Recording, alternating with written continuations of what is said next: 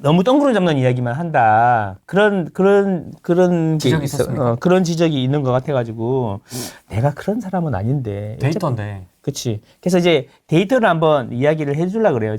제가 자꾸 서울을 작년부터 사라고 했던 이유에 대해서 지금부터 설명을 해드리니까 예. 뭔가 좀 눈에 보여야지. 와닿잖아. 망고쌤 이야기 잘하는 것도 알고 말 좋은 것도 알겠는데 큰 돈을 태우는데 그래도 뭔가 좀 확 와닿는 그런 게 있어야 되잖아. 아니 망고쌤 말고는 유튜브만 틀면 다 급락한다는데 떡락한다는데요. 핵폭탄 터지고 있는데요. 누르기도 싫지만 딱 그 썸네일만 보면 알잖아. 와 이거는 또 오늘 또 센 거 나왔다. 막 이렇게 이 위험한 시그널 왔다. 막 이렇게 막 모두가 급하게 팔고 있다. 막 이런 거 있잖아요. 그래서 무서워 죽겠다 진짜. 와 그거 언제까지 팔 건데? 근데 집에 왜 오르느냐고. 자 보시면 네.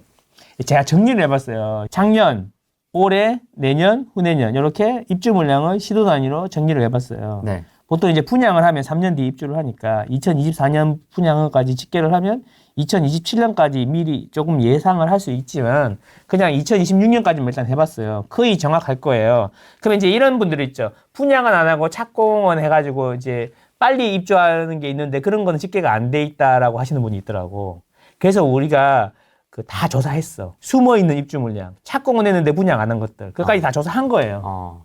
예, 물론 지방은 안 했어요. 예, 광역시급만 했어요. 자, 그럼 볼게요. 2023년을 보면 이 색깔이 있죠. 빨간색이 있고 파란색이 있는데 빨간색은 입주 물량이 많으니까 위험하다는 거예요. 오르는 게 아니고 주식처럼 네. 위험하다는 거고 파란색은 입주 물량이 적으니까 안전하다라는 거죠. 그러니까 이 색깔을 이렇게 보여주는 건데 이 진하면 진할수록 입주 물량이 많은 거고 입주 물량이 많거나 적은 거죠. 네. 예를 들면 대구는 아주 빨간색이잖아요. 그러니까 네. 입주 물량이 겁나게 많다는 거죠. 171% 그러니까 적정보다 1.7배가 많다는 이야기고. 작년에. 네, 작년에 경기도는 48% 정도 많다는 이야기인데 강원도는 마이너스 23%. 그러니까 예, 적정. 그리고 이제 대전 같은 경우에는 작년에 입주 물량이 적었다. 이렇게 표현이 되는 거죠. 물론 대전은 세종이랑 같이 봐야 되는데 세종도 입주 물량이 적었잖아요. 그래서 어쩌면 작년에 세종이 좋았던 것도라고도 볼 수 있겠다. 작년을 보면은 빨간색하고 파란색이 막 섞여 있잖아요. 근데 네. 올해를 보면 거의 압도적으로 빨간색이 많지 않습니까? 네. 여전히 입주 물량이 많다. 근데 이제 2023년하고 2024년을 보면서 우리는 무슨 생각을 할 수가 있냐 하면 이런 생각을 할 수 있는 거지. 아니, 전국이 입주 물량이 엄청 없는 데도 있고 엄청 많은 데도 있는데 왜 전국이 다 비슷하게 움직일까? 이런 생각 안 해봤어요. 근데 서울도 지금 A급지 오르고 대구도 오르고 부산도 오르고 전국적으로 좋은 데는 다 오르고 근데 대구는 입주 물량이 엄청 많고 서울은 입주 물량이 엄청 없어. 그런데 왜 같이 움직일까? 네. 그게 제가 항상 말씀드리는 금리의 논리하고 수급의 논리가 있는데 지금은 다 한쪽만 이야기해. 다 한쪽만. 지금은 금리의 논리로 설명할 수밖에 없는 시장인 거죠. 입주 물량 따위는 필요 없고 지금 금리에 눌려있는 시장이라는 증거라는 거죠. 2020년에 코로나가 터지면서 2020년 4월부터 금리가 본격적으로 내려가기 시작합니다. 근데 그때 입주 물량이 많았던 송도라든지 이런 데도 다 올랐단 말이에요. 전국에 입주 물량이 많은데도 다 올랐단 말이에요. 그때 무슨 이야기 했냐면은 입주 물량은 개나 줘라 이제. 아무 상관없다. 그냥 무조건 오른다. 신축은 다 오른다. 뭐든 사라. 지금 늦었다. 막 이러고 다 대출받아 샀잖아요. 그래 어떻게 됐어요? 자, 제가 그 이야기는 뭐냐면 그때는 금리가 과도하게 낮았고 과도하게 낮으니까 물량에 상관없이 다 올랐던 거고 지금은 금리가 과도하게 높다는 거지. 과도하게 높으니까 물량에 상관없이 그 금리 움직이는 거에 따라서 가격이 전국이 다 같이 움직인다는 거죠.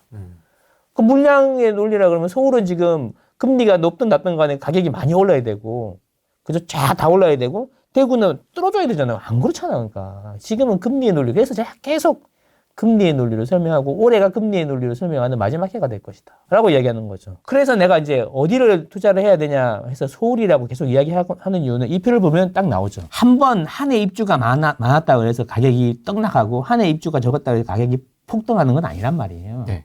보면 서울 같은 경우에는 누적적으로 계속 파란색이잖아요.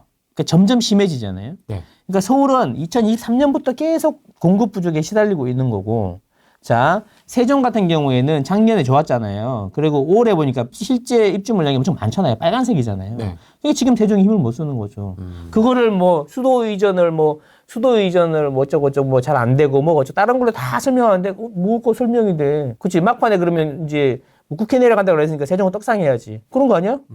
그러니까 그거가 영향을 미치는 게 아니라니까. 지금 드론 떴는데, 이란 드론이 떴는데, 그러면 다 떡락해야 되는데 왜 안 떡락 안 하냐고.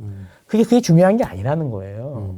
PF 문제는 지금 뭐 완전히 해결이 됐습니까? 안 됐는데 왜 오르냐고요. 그게 중요한 게 아니라고요. 그 130조, 정부가 알고 있는 130조 때문에 우리나라가 막 주저앉을 것 같은 그런 규모의, 그런 사이즈의 경제 규모가 우리나라는 이미 아니라는 거예요. 그럼 결국에는 서울 같은 경우에 누적적으로 이렇게 입주 물량이 부족하고 살기도 괜찮고 대기 수요도 많으니까 서울에 먼저 집을 사는 게 맞다라고 판단한 거고, 내년부터 수급의 논리로 들어가더라도 더 입주 물량이 부족하니까 이제 양타로 더 좋은 거지.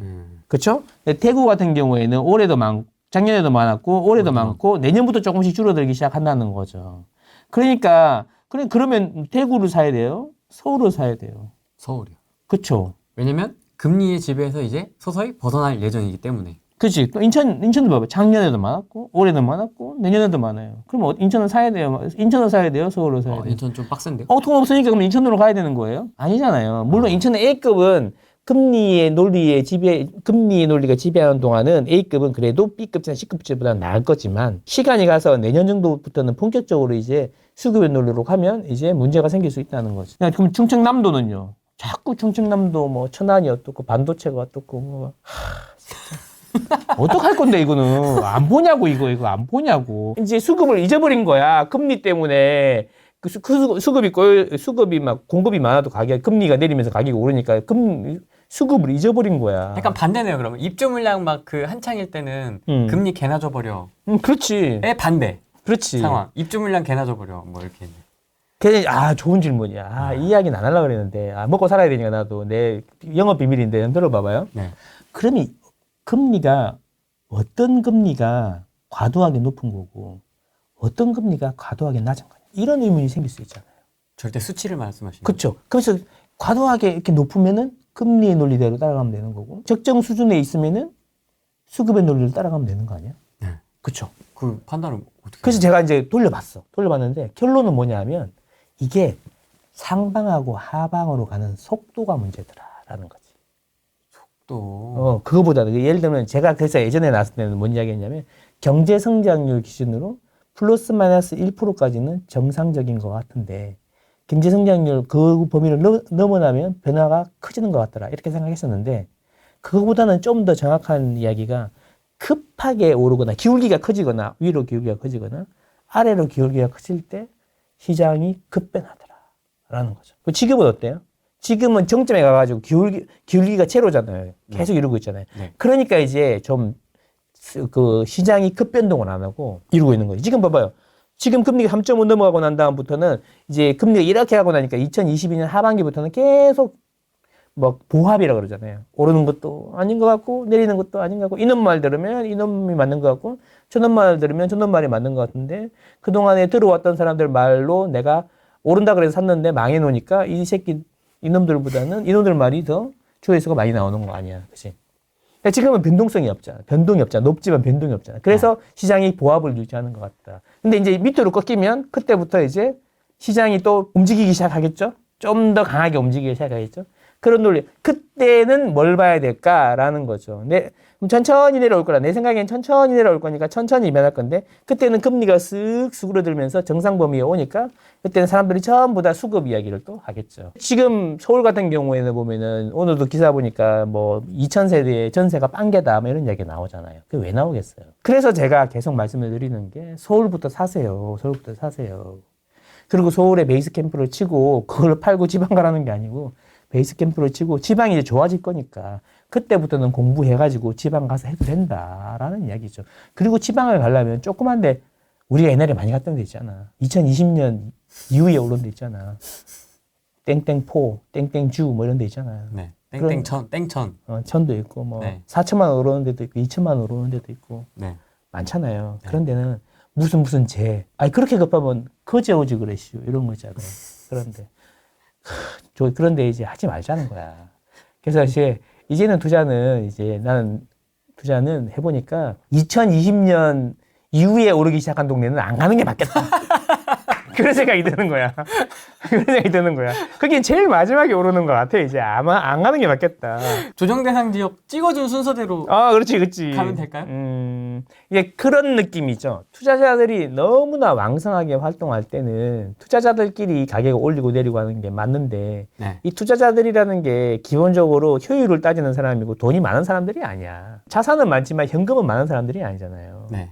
그러다가 보니까 싼 것들만 찾아서 가는 거죠, 지방에. 갭 붙어 있는 거, 소위 말하면 갭 붙어 있는 것만 막 수집을 하는데 보지도 않고 전화해서 막 사고 뭐 그러잖아요. 네. 그 집은 안 보셔도 돼. 괜찮아요. 야, 보셔야죠. 아니요, 빨리 주세요, 계좌. 지금 이거 지금 전화 끊으면 나갈 것 같으니까 빨리 주세요. 막 이러면서 샀단 말이야. 그 다음 날 전화가 와요. 뭐라는지 알아요?